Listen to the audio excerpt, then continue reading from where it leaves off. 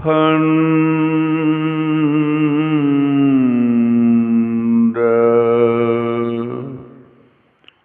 मंडला कारम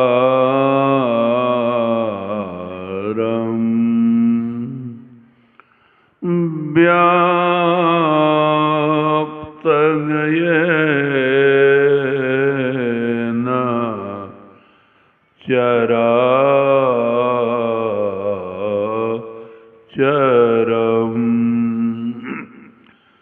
तत्पदं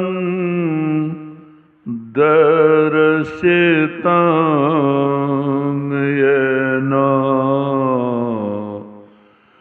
तस्मै श्री गुरवे नमः। तस्मै श्री गुरवे नमः।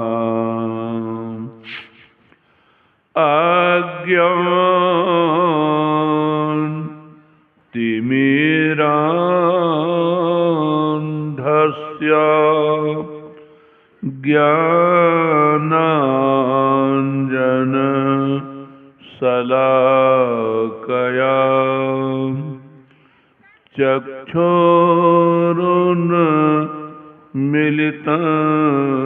येन तस्मै श्री गुरवे नमः। तस्मै श्री गुरवे नमः।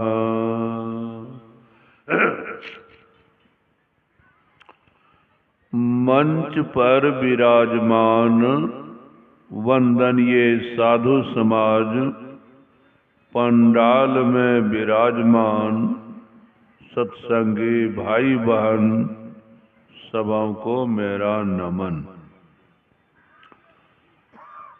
हम आप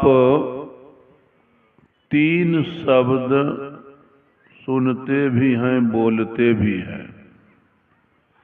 एक शब्द आत्मा, दूसरा शब्द जीवात्मा, तीसरा शब्द परमात्मा।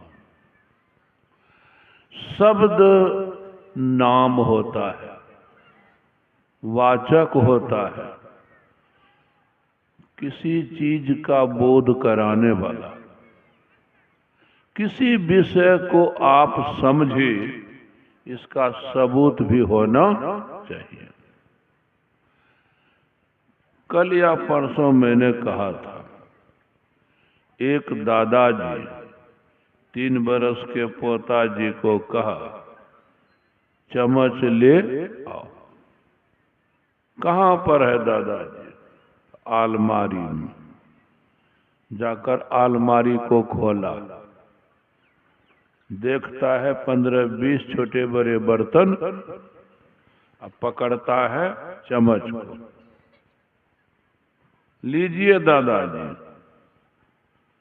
किसी किसी दिन बच्चा को भेजता है दादाजी, पकड़ने का किसी को तो पकड़ लेता है, चम्मच नहीं पकड़ लिया कटोरा का। लीजिए दादाजी।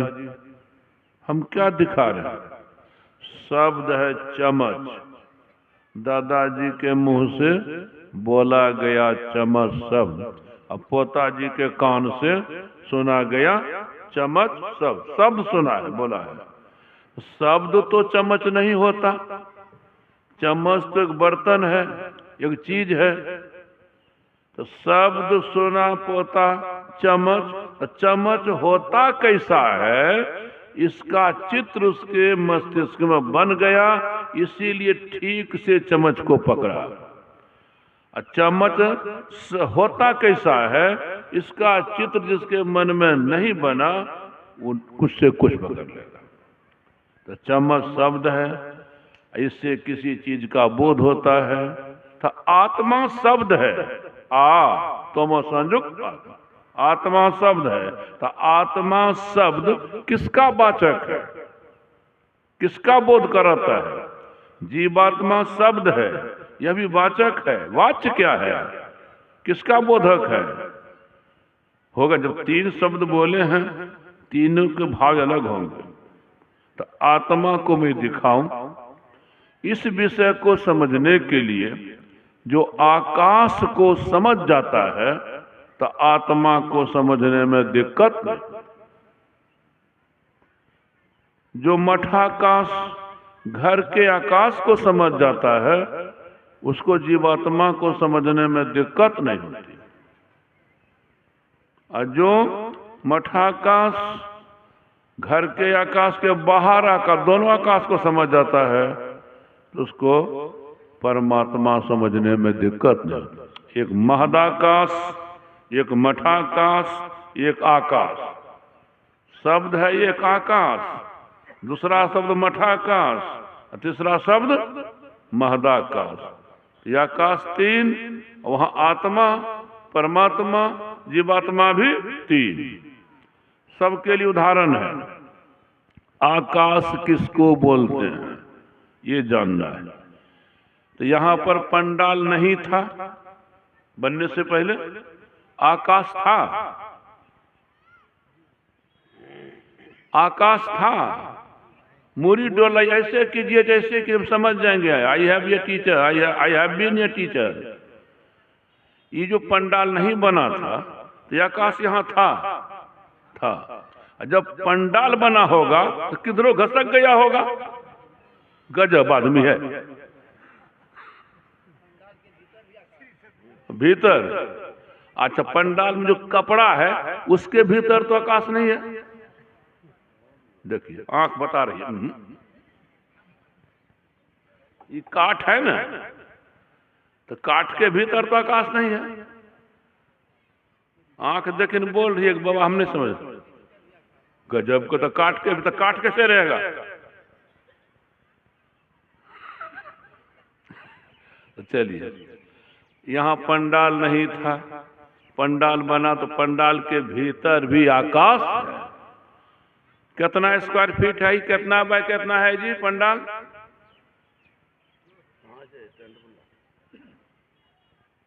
अंदाज बोलिए। 200 बाय नहीं, 100 इतने होगा, बेसी होगा, 150 कहिए। हाँ, तो 200 बाय 100 क्या है? पंडाल। पंडाल के भीतर जो शून्य है ना, आकाश है ना, वो है 200 बाय छका गया। इसके बाहर कितना है, वो कितना बाय कितना होगा? पता लगाइए ना भाई, आज अंतिम है ना, आज अंत है। तो कब पता कब लगे पंडाल के बाहर का आकाश कितना बाय कितना है? कितनों बाय कितनों कीजिएगा तो नहीं है, सब कितनों बाय कितनों बाहर निकल जाएगा। तो एक आकाश हो गया पंडाल के भीतर, एक आकाश है पंडाल के बाहर। अब बाहर वाला भीतर वाला, भीतरों में आकाश, बाहरों में आकाश। आकाशे बोले, लेकिन पंडाल को हटा दीजिए, तब जो भीतर वाला बाहर वाला, ये कुल को महदा। आत्मा, आत्मा, जीवात्मा, परमात्मा, एक शरीर के अंदर, एक शरीर के अंदर आत्मा का जितना भाग रहता है ना, उतने ही भाग को जीवात्मा कहते। एक शरीर, जैसे पंडाल हुआ, घर हुआ, घर के भीतर शून्य है, उसी तरह यह शरीर है, बहुत शरीर है, 4 खानियां हैं, 84 लाख जोनियां हैं, प्रत्येक में थोड़ा थोड़ा आकाश। एक शरीर में जितना आकाश है, उतने आकाश को आप जीवात्मा कहिए। और शरीर के भीतर वाला परमात्मा, शरीर आत्मा, से बाहर वाला कुल को या परमात्मा चीज एक के है परमात्मा। कल बोले थे परम शब्द है आत्मा, अब वहां बोले थे कल परम तत्व ना, ख्याल है ना, परम तत्व बोले थे, आज परमात्मा बोलते हैं। ये क्या बात है? परम जोर आत्मा, वह आत्मा इतनी बड़ी कि जिससे और कोई बड़ा, जिस आत्मा से जिससे बढ़कर जिससे बड़ा और कोई नहीं और कुछ नहीं, वह हो गया परम आत्मा। आत्मा है, विशेषण है परम, मूल शब्द मूल तत्व आत्मा है। आत्मा ही आत्मा है, शरीर के अंदर है तो जीवात्मा है, शरीर के बाहर है परमात्मा है। लेकिन ये पंडाल के अंदर घर के अंदर जो आकाश है उसकी तुलना मैंने समझने के लिए जीवात्मा से की है, लेकिन थोड़ा सा अंतर है। घर के अंदर जो आकाश है उसमें प्राण है ना, समझने बुझने की शक्ति है ना, है? कभी बोलिए चालिए घर के भीतर के आकाश से कि आप बहुत दिन से हैं, कब जाइएगा, तो कुछ बोलेगा ना। तो घर के अंदर का आकाश जड़ है, उसको न अपना ज्ञान है मैं कौन हूं, न और का ज्ञान है। भीतर वाला आकाश जड़ और बाहरों वाला आकाश जड़। लेकिन अध्यात्म में जाइएगा ना, शरीर के भीतर में जो आत्मा का अंश है वह चेतन है, वह चेतन है, चेतन है। और चेतन के शरीर के बाहर जो आत्मा तत्व है वह भी चेतन है। तो बाहर वाला परम चेतन कहलाता है, परमात्मा कहलाता है, भीतर वाला जीवात्मा कहलाता है, चेतनात्मा कहलाता है। तो दिखला रहा हूं कि आत्मा ही है। अब आत्मा जीवात्मा कब कह दिए, घर के भीतर से मतलब है क्या? परमात्मा का जितना अंश या आत्मा का जितना अंश शरीर भाव में जी रहा है, शरीर का भाव जिसके ऊपर हावी है उसको कहते हैं जीवात्मा। अभी है ना, ये बोल कौन रहा है? जीवात्मा। आत्मा बोल रही है लेकिन जीवात्मा कहला कर क्यों? जब चेतन पर जड़ की ग्रंथि पड़ जाती है, जब आत्मा पर जड़ की ग्रंथि पड़ जाती है, तब वह आत्मा जीवात्मा कहलाती। यदि चेतन पर से आत्मा पर से जड़ की ग्रंथि हट जाती है, तब वह कहेगा हम ब्रह्म हैं, हम ब्रह्म हैं। कल कहे थे ना, आपका नाम क्या है श्रीमान जी? देव चरण। उम्र यो 75, यो 75, वो 75, कुछ घटबर कीजिए, ठीक है। तो देवचरण जी 75 बरस। आपका नाम श्रीमान? 80। नाम? बनारसी। अनारसी। अच्छा। आपका नाम श्रीमान? ज्यादा। उम्र? तुम्हारा नाम श्रीमान? कितना? 40। मेरे साथी गोपाल बाबा, आपकी उम्र?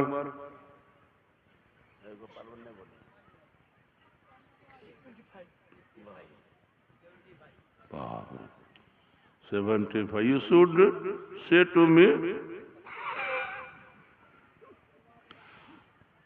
I am about तहिन्य। देखिए क्या मैं कह रहा हूं, हम आप झूठ को पाप कहते हैं, छोटा मोटा की बहुत बड़ा? छोटा मोटा पाप। रबियात कमाल करता है, घरों का काम बंद, यहूं बंद, महापाप।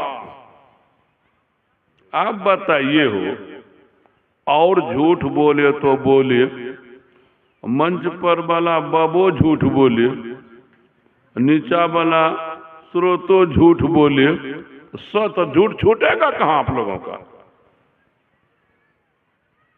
गजब बात करते हैं ना। नहीं सत्यात परो धर्मो ना नृतात पातकम परम। पूछूंगा, जो आज बोलूंगा पूछूंगा।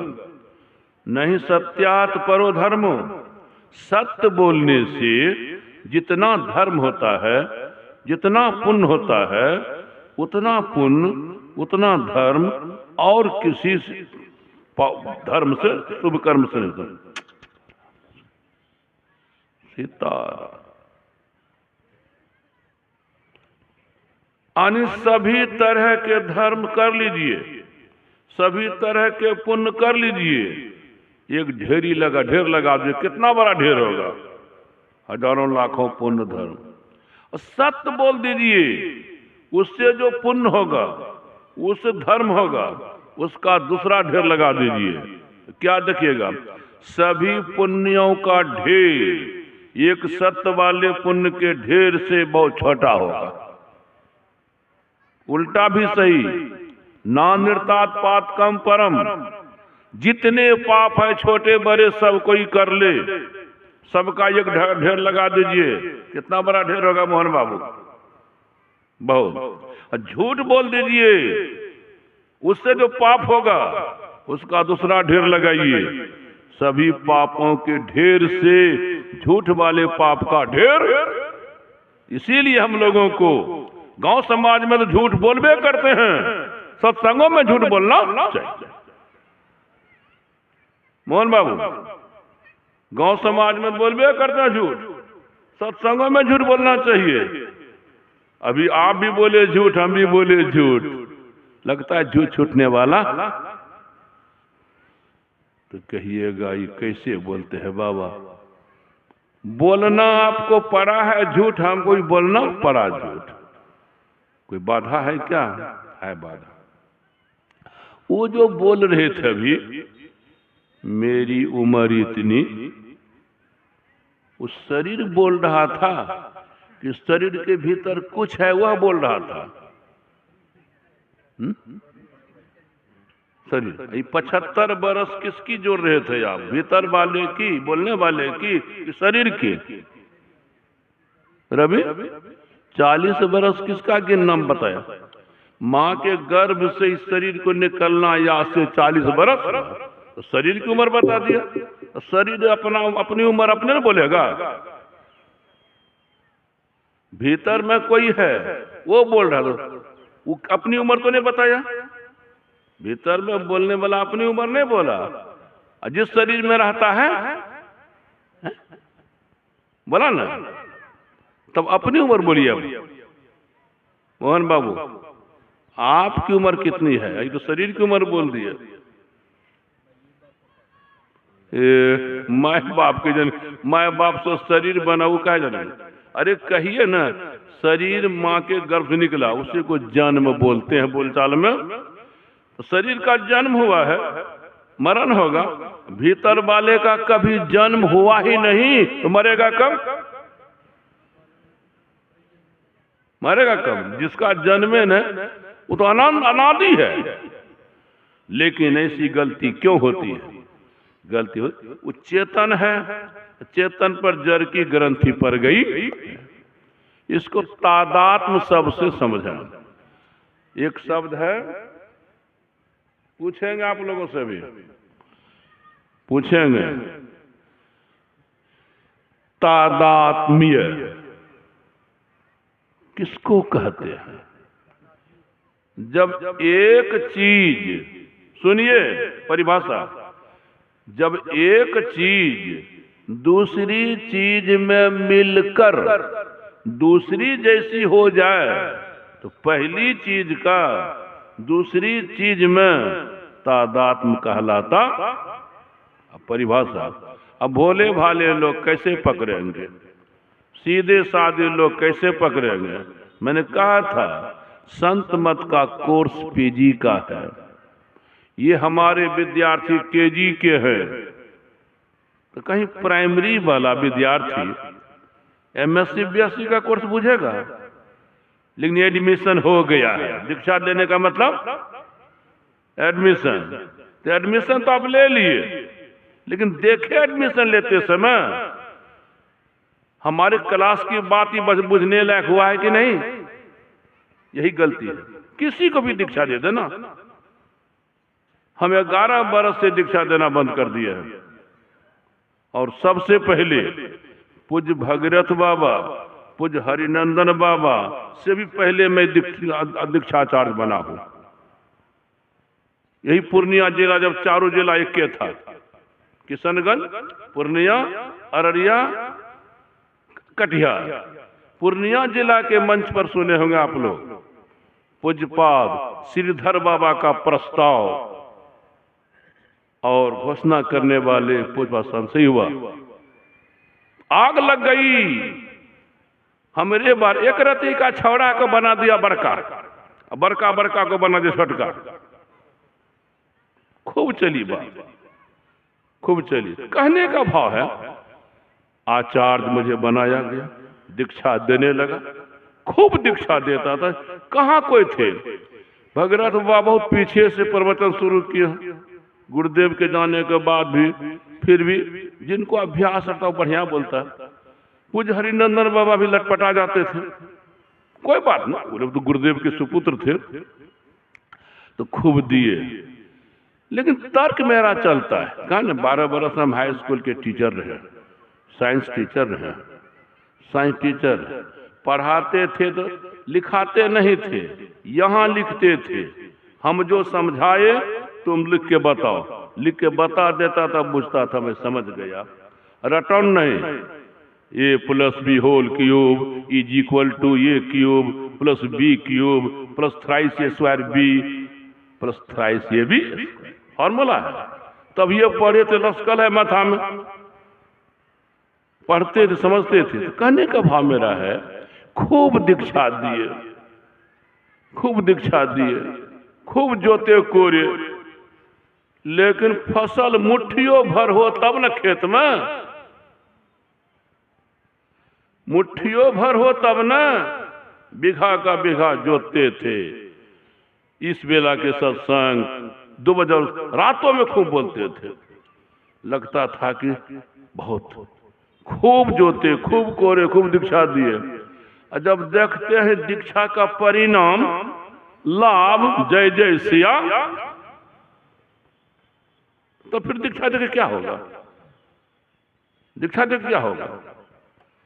हम समझ गए पीछो थियोरी ये लोग समझ नहीं रहे, तो प्रैक्टिकल कैसे होगा? दीक्षा देने के लिए मानव सूत्र बता दिए, ऐसे जप करना, ऐसे ध्यान करना, और थियोरी तो बुझबे नहीं कर रहा है। तब को छोड़ो, दीक्षा दे देते हैं ना, तो दोष पाप उसका भी हमको भोगना। तो क्या घटा से है? जो तेरा नहीं तो हमरो का है खर्चा। यहाँ परसों से चल रही है बात, बाबा दीक्षा कब दीजिएगा? तो कहा अखनी आए देवे की, तो कहलिए प्रवचने में दीक्षा देवे। देखिएगा हम प्रवचन में दीक्षा देंगे, पकड़ने वाले पकड़िएगा, नहीं तो नहीं पकड़िएगा। तो पहले विषय चाहे आत्मा, परमात्मा, जीवात्मा, तादात्म को हम बोल रहे थे। पकड़ना भैया, कुछ शब्द हैं आपको पकड़ना पड़ेगा, क्योंकि मेटा साइंस की पढ़ाई यहाँ होती है। भौतिक विद्यालयों में साइंस की पढ़ाई, यहाँ आध्यात्मिक विद्यालय में मेटा साइंस की पढ़ाई। जैसे साइंस में थ्योरी और प्रैक्टिस दोनों साथ, तब डॉक्टर बनता, इंजीनियर बनता। उसी तरह यहाँ भी थ्योरी प्रैक्टिस साथ। थ्योरी की पढ़ाई तो बंदे हो गई है, पढ़ाई बंद है। ईश्वर के विषय में 2 घंटा बोला जाए, 2 दिन बोला जाए, ताकि लोग समझे बुझे। ईश्वर को छुआ ही नहीं जाता है। वह सत्संग जड़ जाए जहां न चर्चा। कुछ आप लोग बोलिए। वह सत्संग जर जाए जहां न चर्चा राम की, दुल्ह बिना बारात कहो किस काम की। कितना बढ़िया कबीर साहब सत्संग की परिभाषा दे रहे हैं। किसको कहेगा सत्संग? उदाहरण दिए, एक बहुत धनी मानी आदमी थी, अरबपति खरबपति, एक ही बेटा उसको था। चाहता था पैसा तो हमको बहुत है, ये है, पुत्र हो, सलज हो, शर्मिला हो, सुशीला हो, ससुर को ससुर समझे, सास को सास समझे, जो व्यवहार हो सो करे। ऐसी पुतो हमको होगी ना, घर में शांति रहेगी। बड़का घर की कर लेंगे ना पुतो हो बाबू, वो तो ऐसा ऐसा बोलेगी, ऐसा बोलेगी, हर घर में सबको जानकारी है। 10-20 टका लाख लिया है न कोई बेटा वाला, तब तक कन्या इनका देख कैसे बोलते अहने मंगनी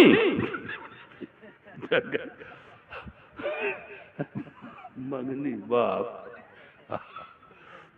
तो खोजते खोजते एक मजदूर के घर में ऐसी बेटी, सुंदर भी, स्वस्थ भी, सुबुद्धि भी, सब तरह से। उसके यहाँ आ गया अरबपति।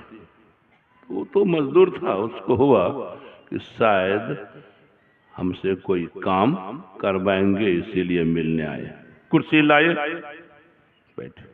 हजूर कहाँ जाना हुआ था? कहा एक कुर्सी और लाइए। लाए, बैठिए इस पर। आप कौन, हम कौन? अरे नहीं, आप कौन? हमको मालिक पूछते हैं, धनी मानी, आप गरीब मजदूर। हाँ यही है। यदि बराबर हो तब, अगर दो समधी एक जगह आ जाए, ये खड़ा रहेगा एक बैठेगा, ठीक होगा ना? न टेबना छिया समझी बला बुझते। आज से आप मेरा समधी, अरबपति कहता मजदूर को। छजने लायक बात नहीं है। अरे छजेगी बात। समधी किसको कहते हैं?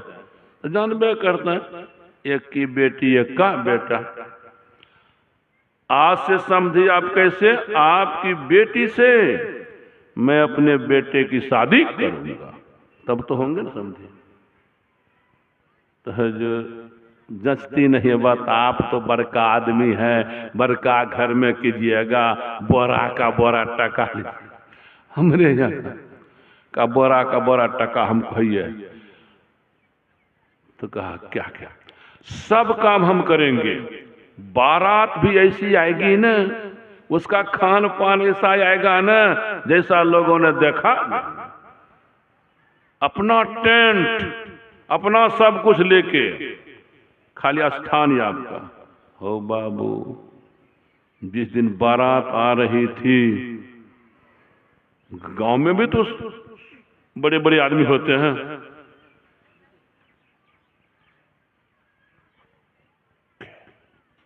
कौन बात केकरो बाधा नहीं करियो, गप सप करे के रहे ना। आइए। तो जो गांव के बड़े आदमी थे, अरे लगता है बारात आ रही है क्या। हब गब धूमधाम, बैंड डीजे, लगता तो ऐसे है। तो ये अपने गांव आता है क्या? बारात आती है क्या? यह रास्ता तो अपने गांव का पकड़ा है। किसके यहाँ बारात आ रही है? पता लगा तो दूर जाके, सही में यही बारात आ रही है। तो गया तो कहाँ, किसके यहाँ? वो फलना मोहन नहीं है, ये मोहन नहीं, वो मोहन।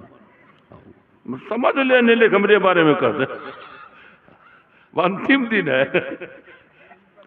मोहना वो तो मजदूर है जी, वकरे यहाँ आ रहा। बड़ा मुश्किल रे मोहना, जात ले लिया तुम, गांव की जाती।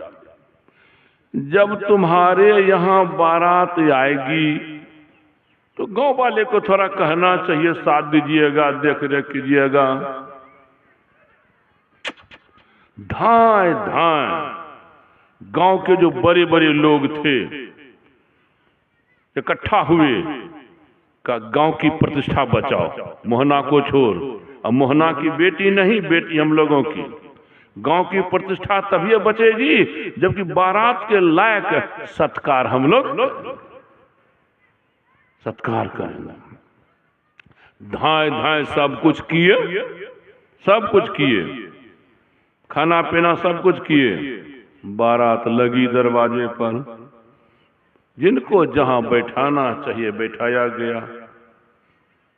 एक कुर्सी या कुछ होता है जिस पर दुल्हा बाबू, वो थोड़ा ज्यादा डिजाइन वाला होता है ना, होता है चमकदार।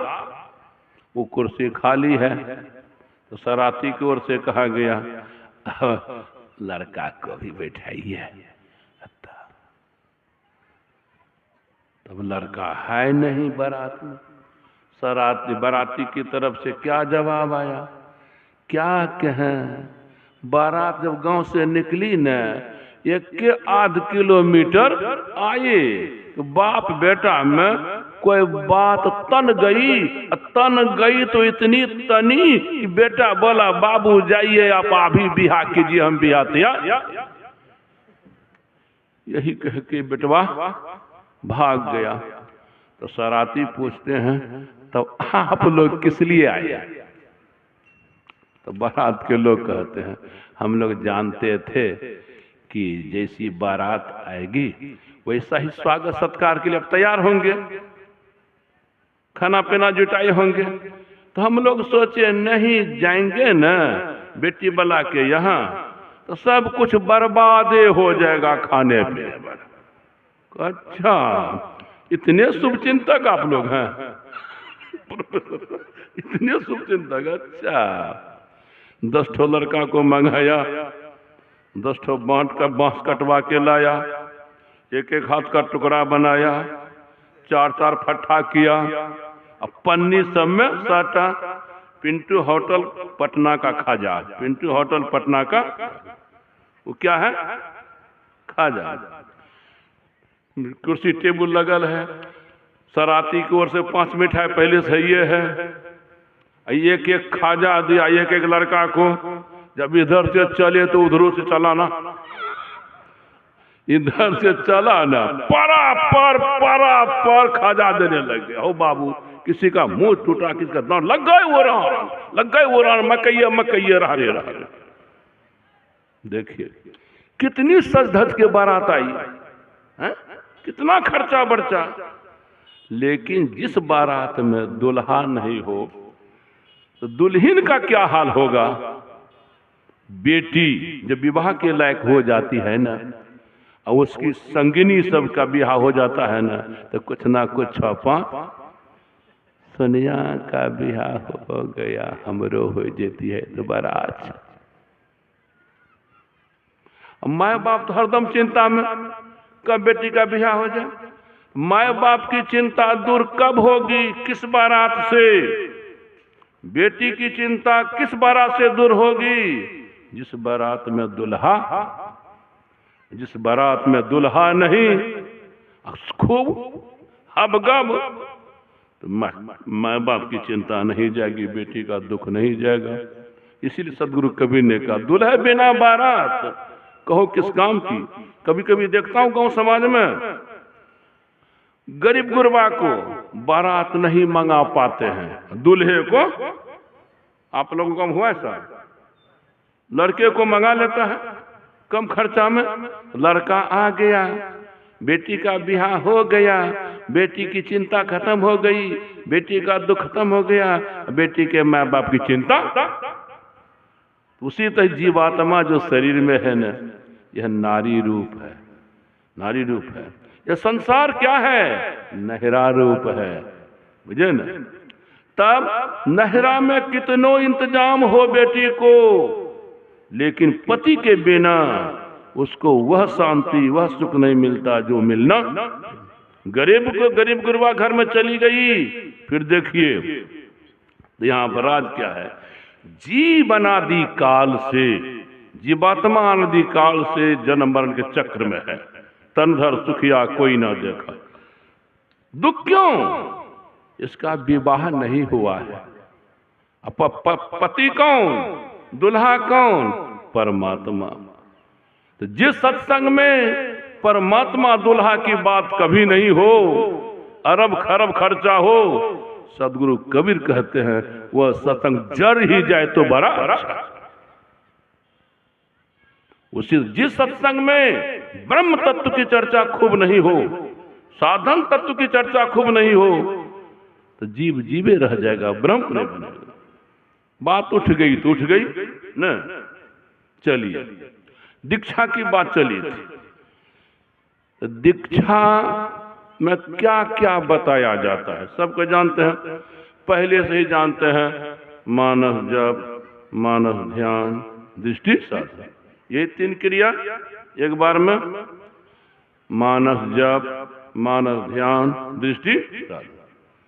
तो मानस जप कैसे कीजिएगा यह सिखाया जाता है।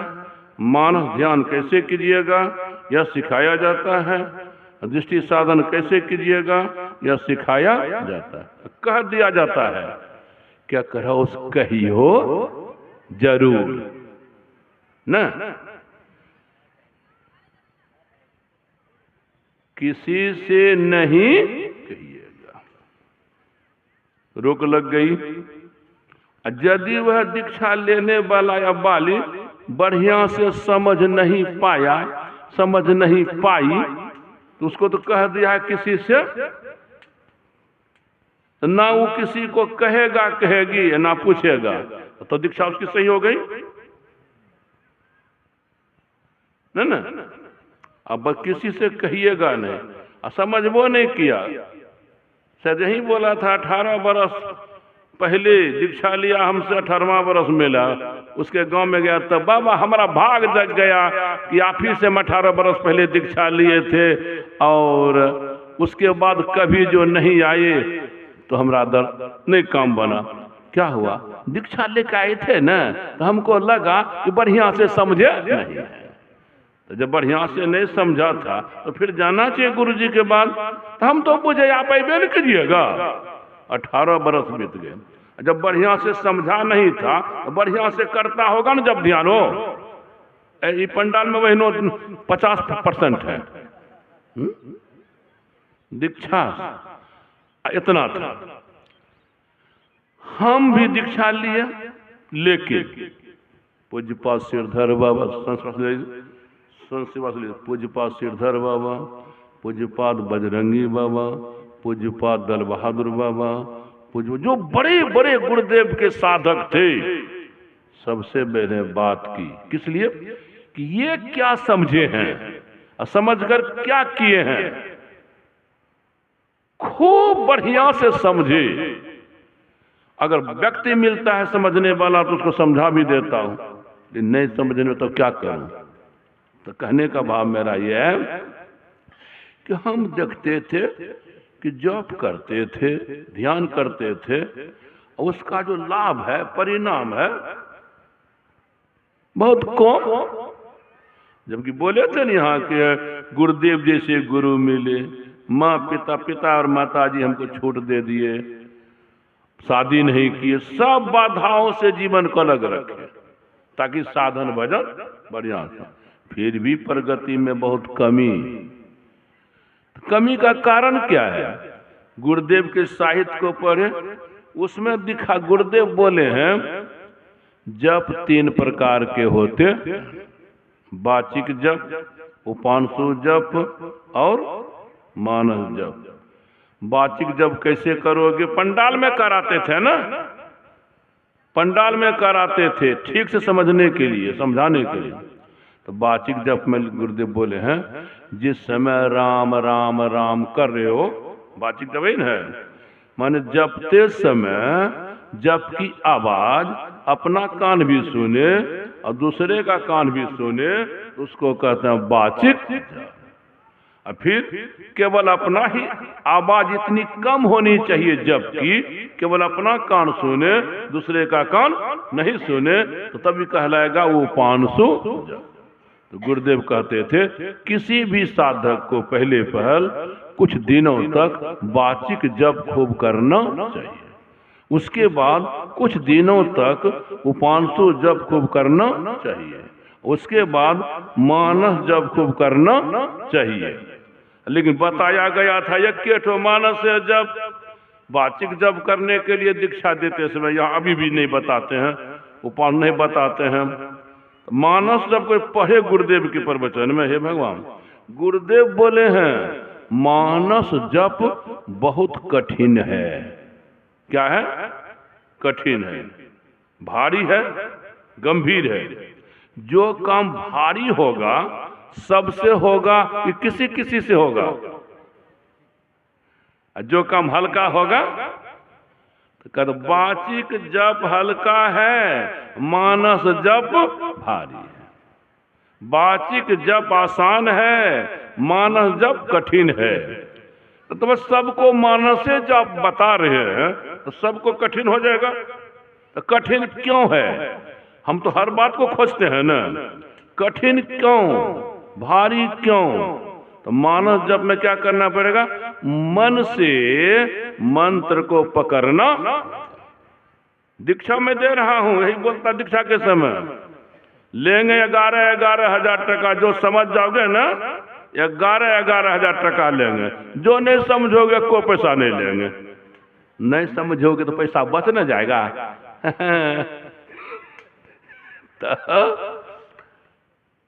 अब भारी कैसे हो जाता है?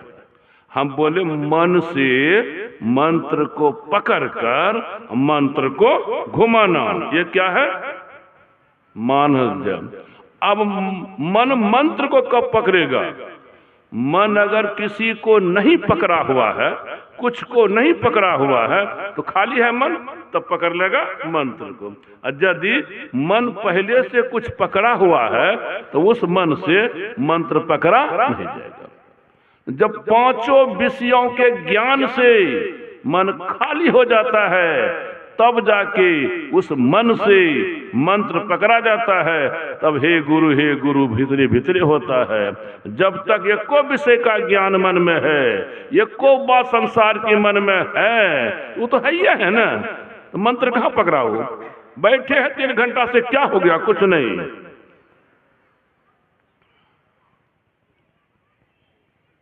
अच्छा, पकड़े हैं किसको? फूल को।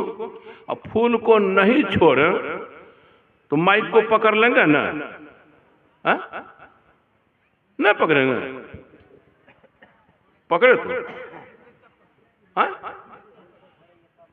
संसार की एक भी बात अगर मन पकड़ा हुआ है, 10 घंटा आंख मूंद लीजिए, मानस जप होगा ही। इसीलिए भारी है। सभी विषयों से मन को अलग करना छोटी बात है, कठिन बात है। यह सब दीक्षा गुरु को बताना चाहिए। वर्षों जब वाचिक जप करेंगे, उसकी शक्ति जब मन में जाएगी, तो मन में जो संस्कार जन्म जन्म के हैं वे झड़ेंगे, कमजोर होंगे, तब जाके मन उसे पकड़ा जाएगा। तो ये का वाचिक जप आसान, कोई भी बच्चा बूढ़ा जवान राम राम राम राम राम राम राम कोई कर सकता है। और यदि कम आवाज में करेंगे ना तब सबसे नहीं सफल। कम आवाज के कितनी आवाज में बताता हूँ। कभी कभी 2 साथी किसी के बारे में निंदा कर रहे होते हैं। जिसकी निंदा वो कर रहे हैं यदि देख रहा है, वो आ रहा है, तो पहले तो बोल बोल के ऐसा है वैसा है, ऐसा वैसा है। जब नजदीक आ जाते हैं तो बोल बोल के निंदा करते हैं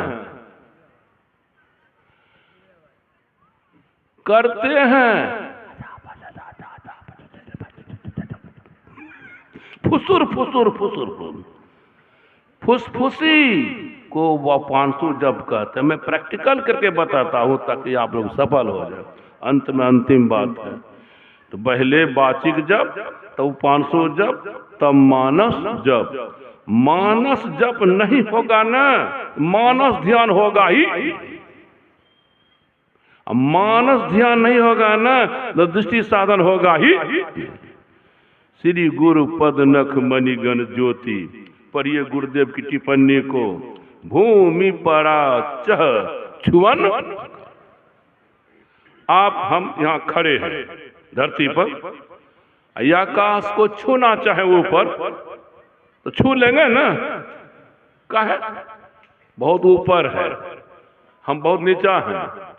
तब अगर किसी उपाय से आप धरती पर, आपका पैर धरती पर से ऊपर उठते उठते खूब ऊपर चला जाए, तब तो आकाश को छू लीजिए। छोड़ना पड़ेगा किसको? धरती को। तो उसी तरह से गुरुदेव कहते हैं, मानस जब जिसका पूरा पूरा नहीं हुआ, किसको कहते हैं पूरा पूरा? जितनी देर तक आप इष्ट के रूप को मन से पकड़ कर रखना चाहते हैं, उतनी देर तक मन से पकड़े हुए हैं, तो ये आपका ठीक ठीक। बीच में दूसरा रूप नहीं घुसे, तीसरा रूप नहीं घुसे, एक ही ख्याल इष्ट का।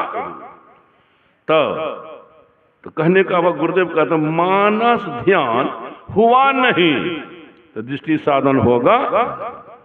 जिसका दृष्टि साधन नहीं होगा उसका नाद ध्यान होगा ही। क्रम विकास है, वो क्रम विकास है। कोई ऐसा विद्यार्थी हो जाए 5वां क्लास में पढ़ता है, वो सुन ले या BA पास कर लेता है ना, तो नौकरी बढ़िया होती है, 5 लाख रुपया महीना मिलता है। कौन क्लास में पढ़ रहा वो? 5वां में। सुन लिया BA पास करने के बाद नौकरी, चला गया कॉलेज पढ़ने के लिए, लेगा ना एडमिशन, तो हम यहीं पढ़ेंगे, लेगा एडमिशन। 5वां क्लास का विद्यार्थी है, BA का कोर्स पढ़ेगा नहीं, एडमिशन नहीं लेगा। उसी तरह से दीक्षा देने वाले गुरुओं को थोड़ा यह जानकारी होनी चाहिए, जिसको मैं दीक्षा दे रहा हूं उससे यह काम होगा कि देखे ने पुड़िया लाया, ये जीरा मरीच बोलते हैं प्रसाद प्रसाद, थोड़ा खंडन करता हूं। ये खरीदने गए होंगे तो क्या बोले होंगे ना, कि कैसे राम था ना, सेब भी चढ़ाते हैं लोग, केला भी चढ़ाते हैं, तो वहां दुकान पर क्या बोलते हैं? प्रसाद क्या दर, सेब क्या दर, केला क्या दर दर्जन, मिश्री क्या दर पौवा है। तो वहां खरीदते समय जिसको आप मिश्री बोलते हैं, केला बोलते हैं, अब बांटते समय थोड़ा थोड़ा भगवान का प्रसाद, थोड़ा थोड़ा गुरु महाराज का प्रसाद। झूठ हुआ कि सच? खरीदते समय बोले सेब नारंगी, देते समय प्रसाद। ये को क्षण सत्संगी झूठ बोलने से रुकता नहीं है। ये भगवान, अगर बोलते हैं तो गलत बोलते हैं, प्रसाद बोलते हैं तो कारण है। कारण क्या है? तो प्रसाद का माने डिक्शनरी में खोजिए क्या है, हर एक शब्द का मानन है। प्रसाद का माने बोलिए कौन कौन जानते हैं? जो जो कहिएगा हाँ या कैसा का कैसे टका देंगे इनाम। बहुत आदमी हैं बुझते हैं, सब बोलेंगे बाबा को बहुत खर्चा हो जाएगा, भाग बुरभाग। प्रसाद का माने न पूछे छिए। प्रसाद का माने होता है दया, प्रसाद का माने होता है कृपा। प्रसाद का माने दया कृपा। जो काम किसी से नहीं होगा वह काम सदगुरु की दया कृपा से, जो काम किसी से नहीं होगा वह परमात्मा की दया कृपा से। परमात्मा की प्रसाद लीजिए, परमात्मा की दया लीजिए, यानी परमात्मा की शक्ति लीजिए। आपका काम जमाना था एक टुकड़ा प्रसाद का मिल जाता था तो भक्त का मनोरथ पूरा हो जाता था। भक्त आज टोकरी प्रसाद लोग खाते हैं, थरिया खाते हैं। या कोठो काम नहीं बनता। तो पर परमात्मा की कृपा और काम नहीं बने, सदगुरु की कृपा काम नहीं बने, तब सदगुरु किस माने में आप है, परमात्मा किस माने में है? तो मतलब है यही बात में गुरु महाराज का प्रसाद। अब कैसे प्रसाद? कोई कोई दवा में बात देखते होंगे, आधा गिलास पानी में 2 बूंद दवा गिरा दीजिए और जब दवा मिल जाए पानी में तो पी लीजिए, गुण करेगा ना। आधा गिलास आवे तोहरे आसाम में छी,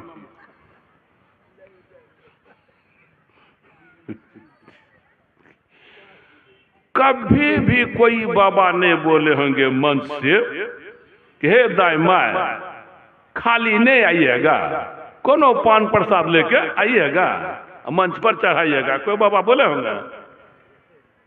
देखिए नहीं बोले तो थोड़ा थोड़ा जब ध्यान कीजिएगा, बाबा बोलते हैं तो क्या कहते हैं, हमरा की सपरे वाला अच्छा है, ये करा सपरे वाला नहीं, ये करा नहीं अत्य। हाँ चलिए, हम 1 गिलास पानी में, आधा गिलास पानी में 2 बूंद दबा दिए, वो पानी पीजिएगा गुण करेगा, फायदा करेगा। खालिए पानी पीजिएगा तो गुण नहीं करेगा। तो क्या हो गया, 2 बूंद दवा जो मिली पानी में, वो पानी नहीं रह गया, पानी बन गया दवा, रोग आपका खत्म। उसी तरह से केला में जब गुरु महाराज की दया समा जाएगी, नारंगी में गुरुदेव की दया समा जाएगी, तो वो केला नहीं रह जाएगा, वो नारंगी नहीं, तब तो गुरुदेव की वो प्रसाद हो गया, तब निश्चित रूप से आपका काम बनेगा। हम लोग भी गुरुदेव के प्रसाद खाए हैं, जाते थे न, तभी रसोईया थे गुरु प्रसाद बाबा, उनसे क्या कहते थे, बाबा यक्को कन गुरु महाराज वाला प्रसाद मिलना। हाँ हाँ पढ़ना सुन रहे, वो जो मांगते थे कोकन, हरिया बर्तन वाला मांगते थे कि थाली वाला। मान गुरुदेव जो भोजन करेंगे, उस भोजन में जो बचा वह जूठन हो गया, मन इष्ट के जूठन को ही प्रसाद कहते हैं। इस इष्ट की कृपा उसमें चली गई, इस इष्ट का हृदय उसमें मिल गया, तब काम बनेगा। तो वो अब गुरु महाराज का जो भोजन कराते होंगे थाली में, तो थाली है, पॉलीथीन में न देखें कथी में चढ़े, ना समझी का सबूत देखिए। पॉलीथीन में जीरा मरीच है, क्या सब है? अब बताओ, पॉलीथीन में तुम चढ़ाए हो, स्वीकार करेंगे गुरु महाराज क्या? खुश होंगे गुरु महाराज क्या? कौन जी? हम ही को जब आप लोग खिलाती है ना, थर थर कांपती हैं। गलती नहीं कोनो, गलती नहीं, बड़का भगवान को दे दिया। यहाँ तो थोड़ा है जब बड़का जिला अधिवेशन में नहीं जब जुमती है न, परस्ती है कैसे, परस्ती है कैसे, उछल्ला के फेंकी दीजिए तेरी। ये भगवान, तो चूंकि प्रसाद की आदत बन गई है, ना समझी इसी थोड़ा में खुलासा कर दिया। तो भाव था कहने का, दीक्षा में सुनवे किए, दृष्टि साधन में कैसे, ये तो और कठिन है। गुरुदेव कहते थे, मेरी इतनी उम्र हो गई, हमको तो पकड़ में आ गया है, बहुतों को समझ में ही नहीं आता है। अच्छा बोलिए, दृष्टि साधन में क्या किया जाता है? कहीं नजरों को जोड़ा जाता है, आंख बंद है, आंख बंद है, क्या देखते हैं? अंधकार। उसी अंधकार में दोनों नजरों को जोड़ना, दृष्टि को समेटना है। कहां, किधर, कैसे? 3 बार, कहां, किधर, कैसे? तो कहते हैं, 2 नयन बीचो सन्मुख। सन्मुख में न दाया की बाया, न दाया नहीं बाया, ऊपर की नीचा। अब हम दृष्टि साधन की दीक्षा दे रहे हैं, पकड़ लीजिएगा। दीक्षा देते हैं तो बढ़िया से देते हैं, फुसुर फुसुर न। दो नैन बीचों बीच सन्मुख, दो टुक देखते रहो, आप ही वह बिंदु जल के पट गिरा सूरज। ठीक है न? दो टुक, एक टक, दो टुक बोले तो हाँ बाबा ठीक है बोलते हैं। एक टक है। महारानी को कब कपड़ा घटेगा जो कन्हैया आ जाएगा? तो महारानी को भविष्य दिखाई नहीं पड़ता था, कन्हैया को भविष्य दिखाई पड़ता था कि होगा चीरहरण कभी, उस समय हम ही साथ देंगे। हुआ। एक बित्ता द्रौपदी जी ने दिया था। कितना बित्ता वहां राज दरबार में आया? एक एक झटका में दुशासन दुर्योधन कपड़ा खींचा, 52 हाथ 52 गज, सारी 52 गज की देखें आप लोग 52 गज। तो तब कौन सी बिहार में रहते हैं? चलिए हमारे मधुपुरा में देखिए 75 हाथ की साड़ी, 100 हाथ की साड़ी। रबिया कहता है नहीं। हो बाबू, खींचता जाता था, कपड़ा खत्म नहीं होता था। वो किसी दुकान का थान आता था। बसन रूप भय, जब भगवान संसार का रूप ले सकता है, संसार के रूप में कौन है? भगवान है, तो वस्त्र का रूप क्यों न लेगा? जितने की जरूरत पड़ी उतना भगवान ने दिया। लिया था कितना? अब देखिए सही में भगवान से गलती हुई होगी और उंगली कटी होगी। अरे भेद है इसमें। द्रौपदी, भगवान जिसको कुछ देना चाहते हैं ना, घुमा फिरा के उससे कुछ पहले ले लेते हैं, ताकि लोग हमको ये न कहे पक्षपात भगवान ने किया। भगवान का तो हमको फलना ने फलना दिन कभी दिया था तो हम भी उनको दिए। द्रौपदी को देना था बहुत, तब नहीं जबरदस्ती, इसीलिए घुमा फिरा के एक बित्ता ले लिए थे। लगा एक बित्ता, आया कितना? उसी तरह आप लोगों का जो कुछ भी तन से लगा हो, मन से लगा हो, बुद्धि से लगा हो, धन से लगा हो, भगवान के खाता में। द्रौपदी की तरह जब समय आएगा उल्टा देखना, प्रभु परमात्मा सुलटा कैसे कर देता। यह काम भगवान का काम है। यदा यदा ही धर्मस्य ग्लानिर्भवति भारत अभ्युत्थानम धर्मस्य तदात्मानं सृजाम्यहम् परित्राणाय साधूनां विनाशाय च दुष्कृतां धर्म संस्थापनार्थाय संभवामि। कौन बोले थे? अर्जुन, कृष्ण। ये काम जो धर्म का प्रचार है ना, कृष्ण का है, राम का है, परमात्मा का है। यदि हम आप मिल के भगवान का काम कर दिए तो भगवान को बड़ा दुख हुआ होगा। गांवों समाज में किसी का काम हम कर देंगे, उसको दुख होगा? क्या होगा? तो खुशी होगी। जब 3 दिन काम की मजदूरी तो नहीं देगा। लोभी से लोभी आदमी का काम कीजिएगा ना, 500 टका रोज मजदूरी भी देंगे, हृदय से खुश भी रहेंगे। हृदय से खुश रहेंगे ना तो बेरबकत आगे भी। उसी तरह जो निर्लोभी परमात्मा है, उनका काम हम लोग थोड़ा थोड़ा लगा कर दिए, उनको खुशी, खूब खुशी। और जब कभी भी इस जन्म को कौन कहे, किसी भी जन्म में आप पर पड़ेगा तो भगवान आपको दे देंगे। इसीलिए संसार का काम धंधा करते हुए, परिवार के लिए करते हुए, पति पत्नी के लिए करते हुए, बेटा बेटी के लिए करते हुए, भगवान का भी काम करते रहेंगे ना। इधर करने धरने से जो नहीं पूरेगा ना, भगवान पूरा कर ही देंगे। इसी तरह से बहुत दिनों से आप लोगों का यह 18, 19, 20 चल रहा है। अपने काम के लिए करो क्या है, हम लोगों के लिए 3 दिनों तक चल रहा है हर साल। तो आप लोग सहयोग दिए, बाबा कर दिए। सहयोग नहीं देते तो बाबा नहीं करते, और सहयोग दिए तो बुझिए आप लोग बोए हैं। कल कहे थे 5 किलो बोइएगा तो 2 मन, अब 50 किलो बोइएगा तो 500 मन। जितना खर्चा कीजिएगा भगवान के काम में उतना ही भगवान की ओर से आएगा। कंजूसी करने वाले को तो खेतियों बढ़िया नहीं होती है, मकानों बढ़िया नहीं होता है। मकान बनाने में उदारता चाहिए तब बढ़िया मकान बनेगा।